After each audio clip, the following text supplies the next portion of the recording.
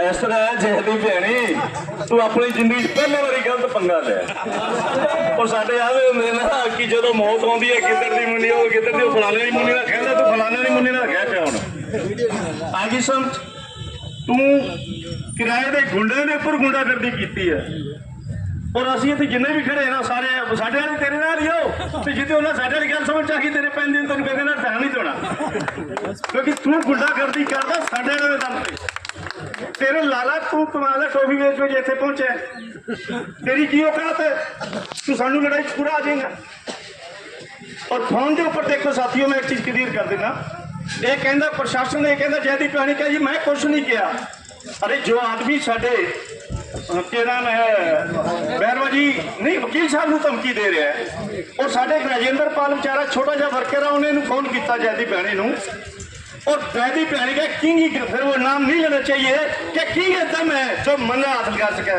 तो यार तू आप ही तो कहने कहना अपना जगनलाल बैरवान दम था जिन तेरे मुंह पर थापी ठोकी है तू खुद कह रहा है दम था ना तू या तो एक तरफा या तो कह मुझे नहीं मारा इसी में दम नहीं या तो कबूल कर कि मैंने गुंडा गैंग के अंदर एक आदमी को पीटा है।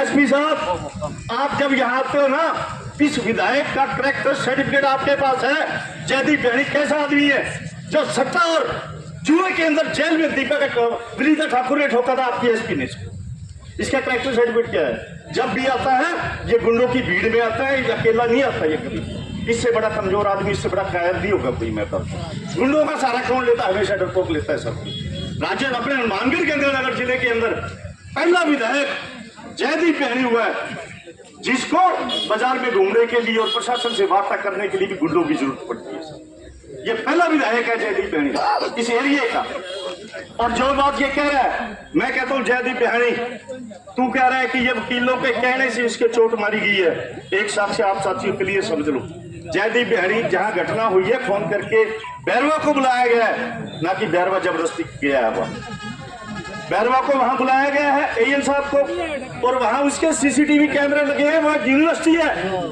अब हम तो यह कह रहे हैं यार जयदीप भैनी तेरे सीसीटीवी कैमरे तो खुद ही खोल दे अगर उसमें यह लगा कि बैरवा जी ने तुझे ठोका है 25 तरह गुंडों के बीच में ठोका है हम अपराध कबूल कर लेंगे।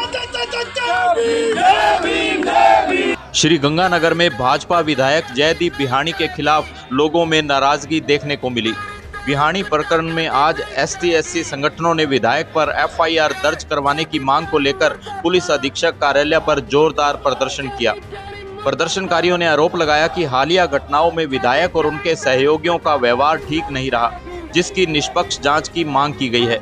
लोगों ने चेतावनी दी है कि यदि जल्द कार्रवाई नहीं हुई तो आंदोलन को और तेज किया जाएगा। देखिए प्रदर्शन की लाइव तस्वीरें और सुनिए वक्ताओं ने क्या कहा।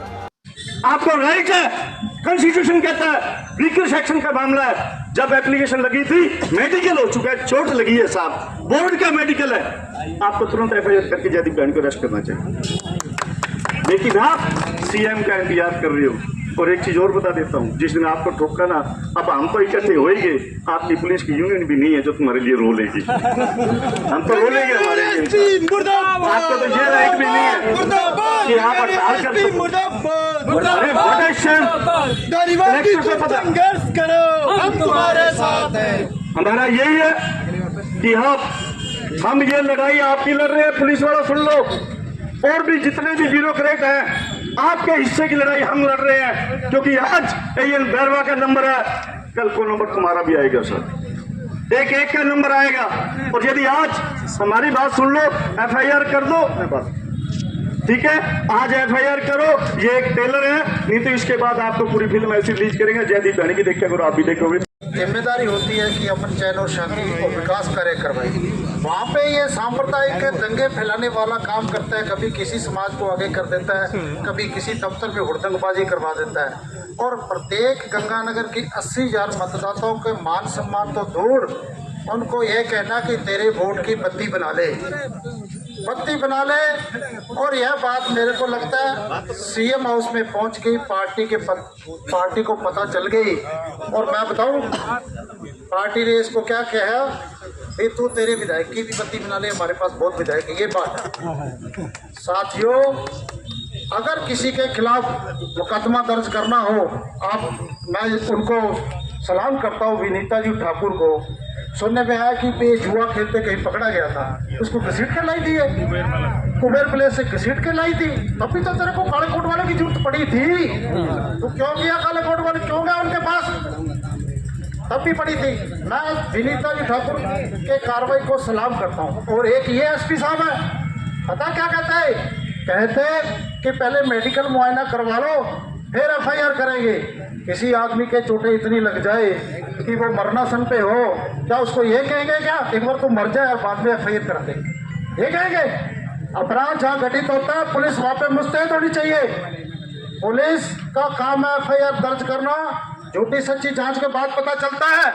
और आपको यह भी बता दूं कि बैरवाजी की एफआईआर होगी तो उसमें किसी भी हिंदुस्तान के अधिकारी की हिम्मत नहीं एफआईआर लगा दे। गंगानगर विधायक सेवा केंद्र के अंदर जो AN जगनलाल बेरवा जी के साथ मारपीट का प्रकरण हुआ, उससे पहले विधायक जी ने कहा कि मेरे आंख पे बेरवा जी ने चोट मार दी। उसकी तुरंत प्रभाव से पुलिस ने एफआईआर दर्ज करके एक सरकारी कर्मचारी के ऊपर आरोप था, कोई उसकी जांच नहीं हुई, एफआईआर हुई और उसको 24 घंटे के लिए जेल में भेज दिया। मीडिया के सामने, आम जनता के सामने AN जगनलाल बेरवा रो रो के कह रहा है कि विधायक सेवा केंद्र में मुझे विधायक और उनके कारिंदों ने निर्मम तरीके से पिटाई की, जाति सूचक गालियां निकाली, मुझे जलील किया गया। लेकिन आश्चर्यचकित करने वाली बात है कि पुलिस उसकी एफआईआर दर्ज नहीं करे। आज सर्व समाज के लोग, कर्मचारी बंधु इस आशा और उम्मीद के साथ गंगानगर एसपी के सामने आए थे।